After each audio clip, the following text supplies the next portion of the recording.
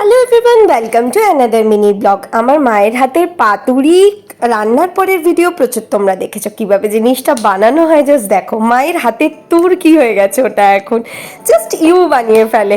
আর এই ছিল আমাদের ভাইফোঁটার দিন রাতে সবাই মিলে বসে খাওয়া দাওয়া, পাতুরি, মালাইকারি, মটন কষা সমস্ত কিছু দিয়ে। আর এইটা হলো পনিরের তরকারি, আর এটা হলো গিলা মেটে। এরপরে আছে ডিমের অমলেটের তরকারি। অ্যাকচুয়ালি 2-3 দিন যাবত আমার শ্বশুরবাড়িতে কুর্তি, রিয়া, সবাই, মামি সবাই এসেছিলো, তো তারই চলছিল ভুড়ি ভোজ। এটা আবার দুপুরের দিনের দুপুরের রান্না, সবই তোমাদের সাথে একসাথে শেয়ার করে দিলাম।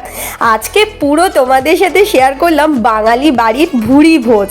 দুপুরে গন্ধরাজ লেবু, পাবদা মাছ, কাতলা মাছের ঝাল, আর তার সাথে যেটা না হলে বাঙালির দুপুরের রবিবারটা পূর্ণ হয় না, খাসির মাংসের ঝোল, লাল লাল হই হই করে কদিন কেটে গেল। তো চলো আজকের মতো এইটুকু, দেখা হচ্ছে নেক্সট ব্লগে।